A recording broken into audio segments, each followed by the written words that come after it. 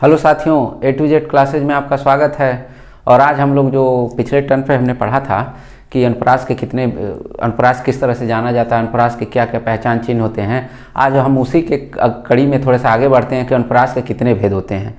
तो आज हम लोग अनुप्रास के भेद जानेंगे कि जी कितने भेद होते हैं, उनकी पहचान जानेंगे कि कैसे पहचान होती है, और बहुत सी आसान शब्दों में जानेंगे कि कैसे कैसे उनको हम पहचान लेते हैं। ये मैं जो भी अनुप्रास के भेद बताऊंगा, आपको समझाऊंगा और लिखवा भी दूंगा, जिससे आपको किसी भी एग्जाम में बहुत आसानी हो किसी चीज़ को समझने के लिए, जानने के लिए। और कल मेरी क्लास नहीं चल पाई थी, इसी तरह बहुत हद से ज़्यादा ज़रूरी काम हो गया था, जिससे हमारी क्लास कल की नहीं आप तक पहुंच पाई होगी। उसके लिए हमारा चैनल है जो क्षमा प्रार्थी है कि इसके लिए, लेकिन इस तरह अचानक किसी के सामने विकट परिस्थिति आ जाए तो इसलिए क्लास ना चल पाए, तो उसके लिए अफसोस नहीं। लेकिन ये क्लास 5 बजे हर दिन आपको मिलती रहेगी। एकाक ही दिन किसी दिन मिस होगा तो मिस होगा, नहीं तो ये क्लास अपने नियत समय से 5 बजे हमेशा आपको मिलती रहेगी, हिंदी की क्लास। और हम लोग कोशिश कर रहे हैं कि जल्द से जल्द सीडीपी की भी क्लास स्टार्ट हो जाए, जिससे और लोगों को और लाभ मिले। तो अब बात करते हैं कि जो अनुप्रास अलंकार होता है वो 5 प्रकार का होता है।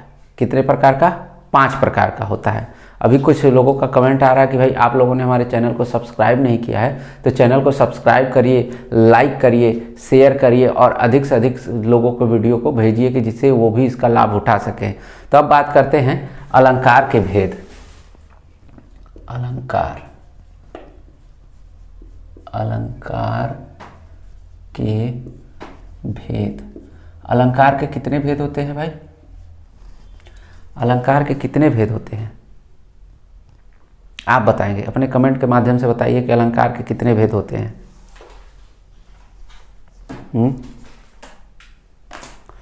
अलंकार 5 भेद होते हैं। चलिए बहुत बढ़िया, 5 भेद। 5 भेदों के नाम बता सकते हैं? अलंकार के भेद हम कह रहे हैं। अनुप्रास अलंकार, यहां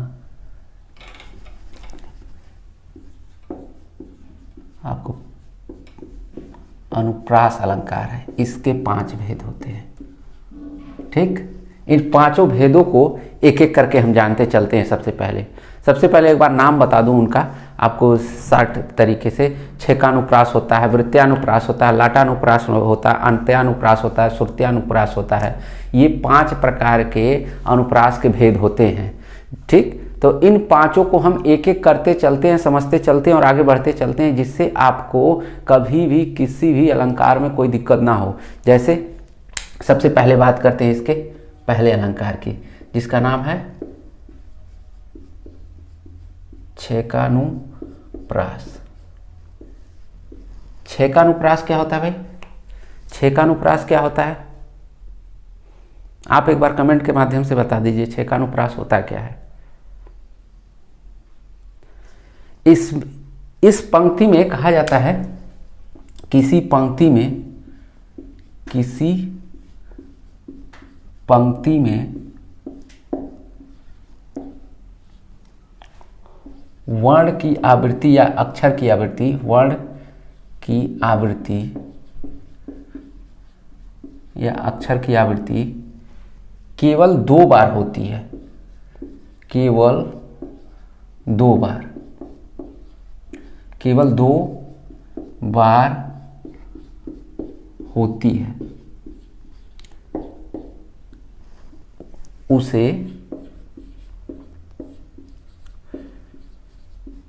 छेकानुप्रास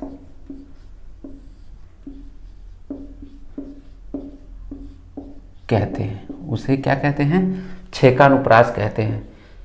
उदाहरण इसमें कहा जा रहा है कि किसी पंक्ति में, मतलब कोई एक वाक्य है, उसमें क्या कहा जा रहा है, कोई पंक्ति में वर्ण की आवृत्ति यानी उस अक्षर की आवृत्ति केवल 2 बार हो, 2 से अधिक नहीं हो, 2 बार हो। केवल यहाँ पे एकदम नफा तुला है, कहा जाता है केवल 2 बार, ओनली 2 बार। ठीक ना, तो केवल 2 बार वर्ण की उस आवृत्ति होती है, उसी को छेकानुप्रास कहते हैं। यानी वर्ण की आवृत्ति कितने बार हो रही है? सिर्फ और सिर्फ 2 बार ही हो रही है, वहां पे छेकानुप्रास कहते हैं। आप उसको बड़े आसान शब्दों में से पहचान सकते हैं। कोई पंक्ति लिखी होगी, उसमें वर्ड पहचानिएगा।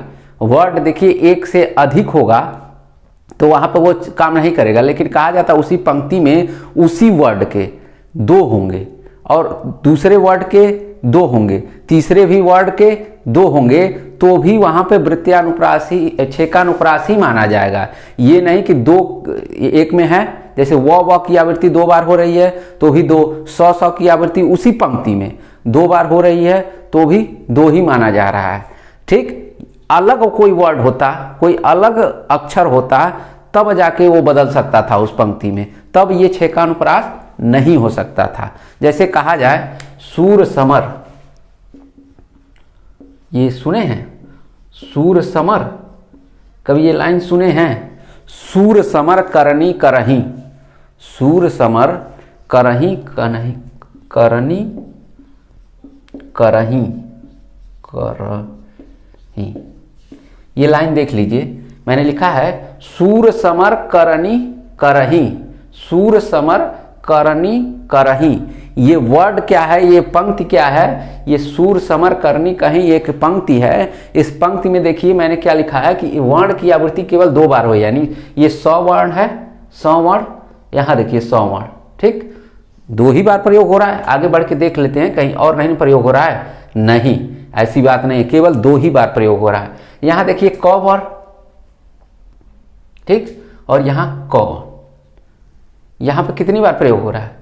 2 ही बार प्रयोग हो रहा है ना। अब यहाँ पे कंडीशन अप्लाई है कि ये केवल 2 बार, वो भी जो शब्द होते हैं उसके प्रथम अक्षर को ही इसमें काउंट किया जाएगा, ये ध्यान रहे। जैसे अन्य अनुप्रास अलंकार में कहीं भी किसी भी शब्दों को काउंट कर लिया जाता है, लेकिन इसमें छेकानुप्रास जो है, इसमें पहले वर्ड यानी कोई भी शब्द शुरू हो रहा है उसका पहला वर्ण ही स्टार्ट होगा, प्रारंभ होगा, उसी को काउंट किया जाएगा। यानी 100 इसमें प्रारंभ हो रहा है, 100 इसमें, क इसमें प्रारंभ, क इसमें, नहीं तो हम इसको र को ले लेते, यहाँ को र को ले लेते और यहाँ को र को ले लेते। दिखाई दे रहा है ना? आप कहेंगे कि र को 3 बार आवृत्ति हो रही, 4 बार, एक र ये है, यहाँ 4 बार र की आवृत्ति हो रही है, लेकिन हम इस तरह के कंडीशन को छेकानुप्रास के अंतर्गत नहीं मानेंगे। यानी जो शब्द का प्रारंभ होता है, प्रारंभ वर्ड को ही हम काउंट करते, कोई भी शब्द प्रारंभ होगा उसके प्रारंभ वर्ड को ही हम गिनते हैं, उसके अलावा किसी भी शब्द को बीच में आया हो उसको हम नहीं गिनते हैं छेकानुप्रास के अंतर्गत। ठीक, तो ये चीजें हैं। अब ये छेकानुप्रास आपको कंफर्म हो गया होगा कि कैसे कैसे। एक बार इसका स्क्रीनशॉट ले लीजिए, एक बार इसका स्क्रीनशॉट ले लीजिए, ठीक, ये आपको समझ में आ गया होगा। अब बात करते हैं उसके दूसरे प्रकार की। दूसरा प्रकार वृत्त्यानुप्रास। अब वृत्त्यानुप्रास क्या होता है भाई? वृत्त्यानुप्रास क्या होता है? एक बार इस परिभाषा को अगर जान रहे हो तो बता दीजिए। वृत्त्यानुप्रास,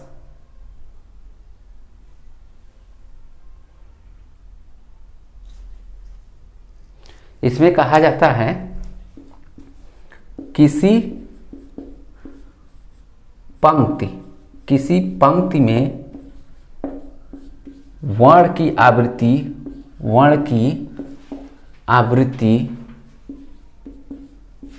3 या 3 से अधिक बार हो, 3 या 3 से अधिक बार हो, उसे वृत्त्यानुप्रास कहते हैं। उसे क्या कहते हैं? वृत्त्यानुप्रास कहते हैं। यानी इसमें कहा जा रहा है किसी पंक्ति में वर्ण की आवृत्ति 3 या 3 से अधिक बार। अभी तो इसमें कंडीशन था केवल 2 बार हो, इसमें क्या कह रहा है भाई? 3 या 3 से अधिक बार हो तो क्या होगा? अगर एक ही वर्ण की आवृत्ति 3 या 3 से अधिक बार हो रही है तो वहां पे क्या हो रहा है? वृत्त्यानुप्रास हो रहा है। ये चीजें ध्यान दीजिएगा। एक ही वर्ण की आवृत्ति 3 या 3 से अधिक बार हो रही है तो वहां पे क्या कहा जाएगा? वृत्त्यानुप्रास ही कहा जाएगा। जैसे कहा जाए, एक उदाहरण, आप उदाहरण बताएंगे तो और बढ़िया रहेगा। मैं वो कुछ शब्द लिख रहा हूं, भूरी भूरी, इसके आगे वाली जो लाइनें हैं अगर आपको याद हो तो बता दीजिए, वो लाइनें याद हो तो।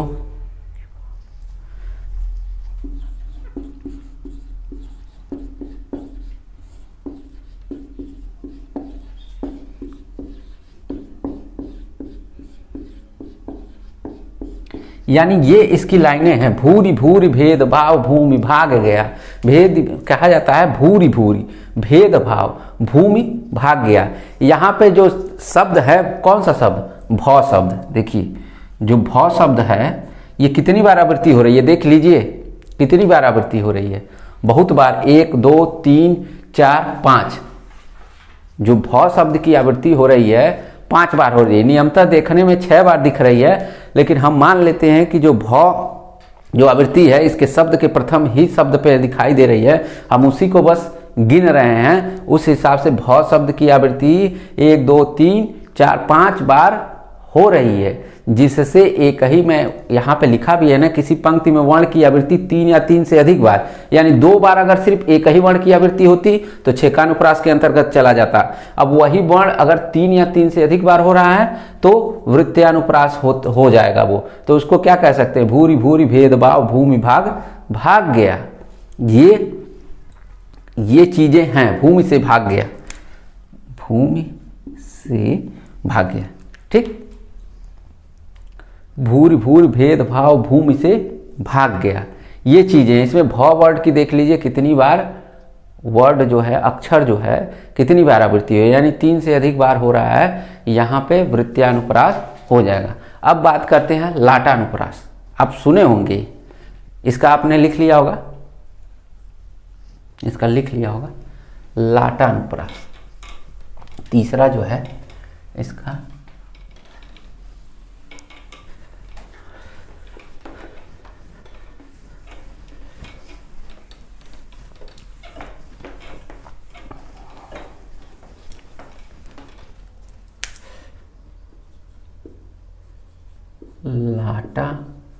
लाटानुप्रास। ये लाटानुप्रास क्या होता है भाई, लाटानु ललटेन वाला। इसमें कहा जाता है किसी पंक्ति में वर्ण की आवृत्ति नहीं होती है, बल्कि वाक्य या उपवाक्य, वाक्य या उपवाक्य की आवृत्ति होती है, उसे लाटानुप्रास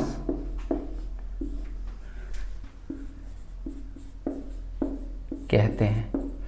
इसमें क्या कहा जा रहा है भाई, इसमें कि लाटानुप्रास के अंतर्गत कोई पंक्ति रहती है, तो अभी तक तो वर्णों की आवृत्ति हो रही थी, यहाँ लाटानुप्रास में वर्णों की आवृत्ति नहीं होगी, वर्णों की आवृत्ति नहीं होगी, बल्कि कोई वाक्य रहेगा, कोई शब्द रहेगा, उसकी आवृत्ति होती है। ठीक, लेकिन होता क्या है, इसमें अर्थों का जो होता है, अर्थ भी लगभग समान होते हैं। जो इसके अर्थ भी होंगे ना, उसके अर्थ भी लगभग समान होंगे, लेकिन जो इसका मूल अर्थ होगा, जो मूल अर्थ होगा वो भिन्न होता है। कहा जाता है कि अर्थ की दृष्टि से भी, अर्थ की दृष्टि से भी समान होता है, लेकिन मूल अर्थ की दृष्टि से भिन्न होता है। ठीक, तो जो मूल अर्थ होता है वो बिल्कुल अलग होता है। ये तो अर्थ की दृष्टि से आप देखेंगे तो बिल्कुल समान होता है, लेकिन जो इसकी मूल अर्थ होंगे वो बिल्कुल अलग होता है। जैसे उदाहरण लिखेंगे तो आप बिल्कुल ये उदाहरण सुने होंगे, पूत कपूत त का धन संचय, संचय। ठीक, पूत कपूत तो का धन संचय कर लीजिए, सीधा सीधा समझ में आएगा। पूत सपूत त का धन संचय, संचय भी लिखा होगा, संचय भी लिखा होगा, ठीक ना। तो हम इसको संचय ना करके आपको समझने के लिए और आसान कर दें, संचय कर लेते हैं, ठीक। कहा जाता है कि पूत कपूत द त का धन संचय, अपूत सपूत त का धन संचय। यहाँ से देखिए, यहाँ से यहाँ तक और यहाँ से यहाँ तक, इसमें कोई अंत में कोई यहाँ लिखा गया मूल अर्थ की दृष्टि से भिन्न होंगे ना, लेकिन अर्थ की दृष्टि से भी समान होते हैं। यानी यहाँ से यहाँ तक, ये पूत भी देखिए, ये पूत भी देखिए, ये दोनों क्या है, बस बदला क्या है आपका, एक ये बदला है, एक ये बदला है, बाकी पूरी के पूरे वाक्य क्या है, सेम टू सेम है। यानी वाक्यों की मैंने क्या कहा, इसमें वर्णों की आवृत्ति ना होके वाक्यों की आवृत्ति होती है। यानी वाक्य देखिए कितनी बार दोहरा दिए गए ना, वाक्यों की आवृत्ति हो गई कि नहीं हो गई, लेकिन ये अर्थ की दृष्टि से समान होते हैं। ये वाक्य जो है इतना अर्थ की, पूत मतलब इसमें भी पूत होता है, पुत्र होता है, इसमें भी पुत्र होता है, ठीक। धन मतलब यहाँ भी धन होता है, मुद्रा यहाँ भी, संचय मतलब इकट्ठा करना है, यहाँ भी इकट्ठा करना, ठीक। पूत और सपूत में, सपूत क्या होता है, सबसे नीचे वाली बात, जो आपका आज्ञाकारी पुत्र होता है, जो सारी बातें मानता है, सारी चीजें अच्छे से आपका कार्य करता है, उसको सपूत कहते हैं। कपूत मतलब बहुत तरह का बदनाम होता है वो, और बहुत सारे बालक इसी के कैटेगरी के अंतर्गत आते हैं, लेकिन वो बाद में कहीं न कहीं अच्छे मार्गदर्शन के माध्यम से आगे बढ़ जाते हैं, तो उनके कोई टैलेंट को समझ नहीं पाता और कपूत की श्रेणी में आ जाते हैं। तो ये इसका तीसरा उदाहरण, तीसरा रूप हो गया लाटानुप्रास। मुझे लगता है कि ये चीज़ें आपको समझ में आ गई होंगी। एक बार और मैं इसकी परिभाषा को बता दे रहा हूं कि इसमें वर्ण की आवृत्ति नहीं होती है, बल्कि वाक्य की आवृत्ति होती है, लेकिन इनका जो वाक्य का अर्थ होगा ये थोड़ा सा मूल दृष्टि से अलग होता है, बाकी सारी चीज़ें सेम टू सेम होती हैं। अब अगला है, नोट कर लीजिए, अंत्यानुप्रास।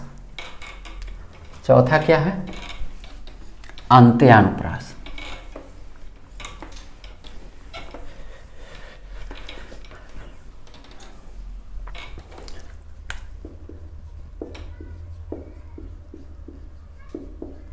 अंत्यानुप्रास, ये अंत्यानुप्रास क्या होता है भाई, एक बार एक लाइन में बनाते हैं।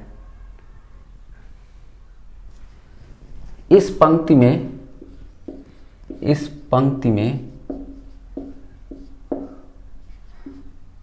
अंतिम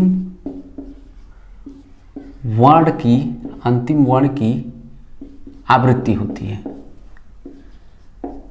आवृत्ति मतलब दोहराना होता है, जो ना जानते हो एक बार और जान लें। आवृत्ति मतलब दोहराना, अंतिम वर्ण की आवृत्ति होती है, उसे अंत्यानुप्रास कहते हैं। अंत्यानुप्रास कहते हैं, ठीक। अब इसको उदाहरण के माध्यम से हम जानते हैं। एक बार इसकी परिभाषा मैं क्लियर कर दूं, शायद आपको ध्यान से सुनाई ना दिया हो, चाहे देखने में आपको मेरे वर्ड कुछ ना समझ में आ रहे हो, तो इसलिए मैं एक बार बोल दे रहा हूं। इस पंक्ति में अंतिम वर्ण की आवृत्ति होती है, यानी कोई वाक्य होगा, कोई पूरा सेंटेंस होगा, उस वाक्य के अंतिम वर्ण जहां पे वो खत्म हो रहा होगा पहली लाइन, और उसकी जो दूसरी लाइन खत्म हो रही होगी, यानी उस तरह का अंतिम वर्ण ही यहाँ पे उसी की आवृत्ति होती है, उसी को गिना जाता है, उसी का दोहराव होता है, ठीक। उसी को हम कह सकते हैं कि अंत्यानुप्रास की, यानी कि कोई वाक्य पूरा लिखा है, उसका अंतिम वर्ण जो है वही दोहराया जाता है, उसी की आवृत्ति होती है, उसी को कहा जाता है अंत्यानुप्रास। जैसे हम कह सकते हैं, प्रभु जी तुम दीपक, प्रभु जी तुम दीपक, और आगे वाली लाइन बताइए, तुम दीपक हम बाती, कहते हैं ना। एक बड़ा फेमस सीरियल आता था, दिया और बाती, ठीक। बड़े लोग उसके चाव से देखते थे, बड़े ध्यान से देखते हैं। तो वही हम कह रहे हैं, प्रभु जी तुम दीपक हम बाती, ये लाइन यहाँ पे खत्म हो रही है। उसके बाद जाकी, जाकिर हुसैन वाला जाकी नहीं, कह रहे हैं जाकी ज्योति बरे दिन राती, जाकी ज्योति बरे दिन राती। यहां पे एक चीज आप देखिए, खत्म हो रही वो लाइन, प्रभु जी तुम दीपक हम बाती, जाकी ज्योति बरे दिन राती, यानी जो दीपक जल रहा है वो दिन रात जल रहा है, कोई दिक्कत नहीं है। तो दिन राती कह रहा है, तो यहाँ देखिए कोई लाइन में कोई दोहराव, कहीं दोहराव, यहाँ देखिए अंतिम वर्ण, यानी ये पूरी लाइन यहाँ पे खत्म हो रही है। तो ये जो त है इसकी आवृत्ति और ये त देखिए यहाँ पे समाप्ति हो रही है, यानी यहाँ पे जो लिखा हुआ है कि इस पंक्ति में अंतिम वर्ण की आवृत्ति होती है, उसी को अंत्यानुप्रास कहते हैं। यानी वर्ण की आवृत्ति देखिए अंतिम में हो रही है ना, ती इस लाइन में, और इस लाइन में ती की आवृत्ति लास्ट में हो रही है। अब इसको क्या कहेंगे भाई, अंत्यानुप्रास ही कहेंगे।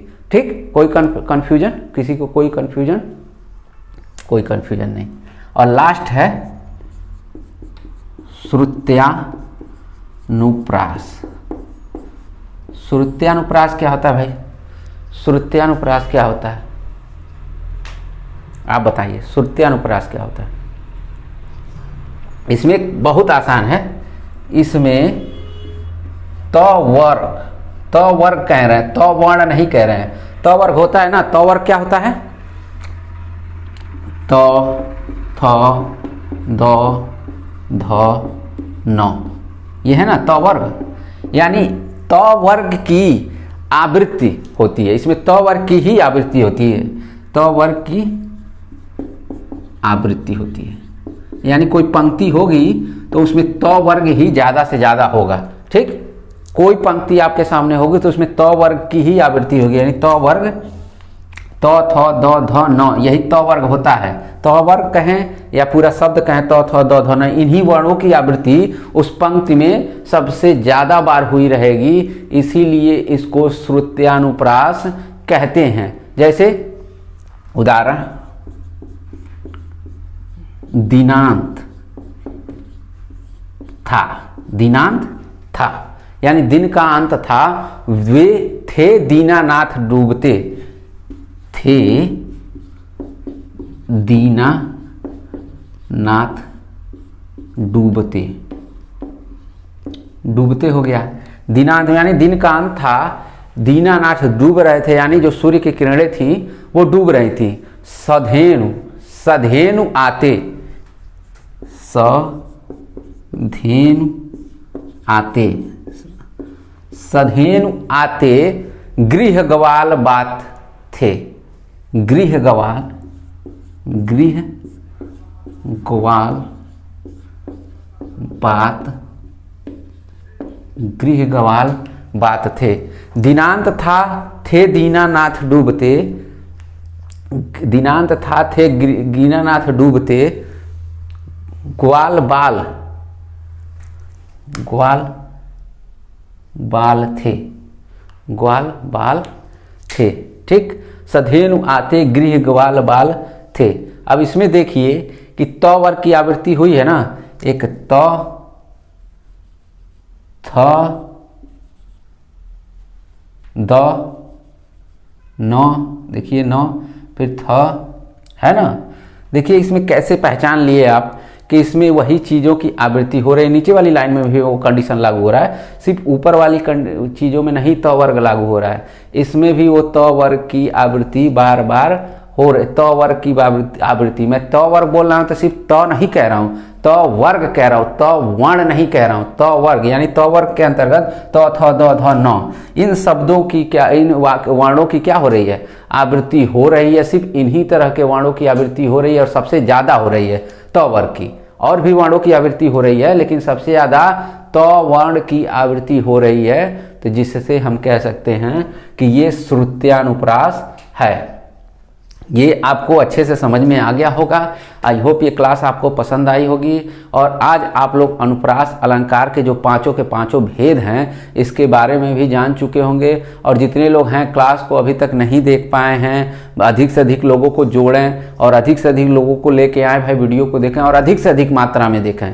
बहुत सारी वीडियो देखिए, कई एसएससी सीजीएल चल रहा है और बहुत सारी प्रतियोगी परीक्षाएं चलने वाली हैं और चल भी रही होंगी किसी राज्य के लिए। हम पर्टिकुलर किसी एक राज्य के लिए वीडियो नहीं बनाते हैं। हमारे देश में जितने भी राज्य हैं और वहाँ के जो हिंदी के जो प्रश्न पूछे जाते हैं वो उनके लिए भी ये कंडीशन लागू होती है, हिंदी के प्रश्नों से लाभ उठा सकते हैं। तो अभी तक जिन लोगों ने इस वीडियो को नहीं देख पाया है वो शुरू से एक बार देख लेंगे। धन्यवाद।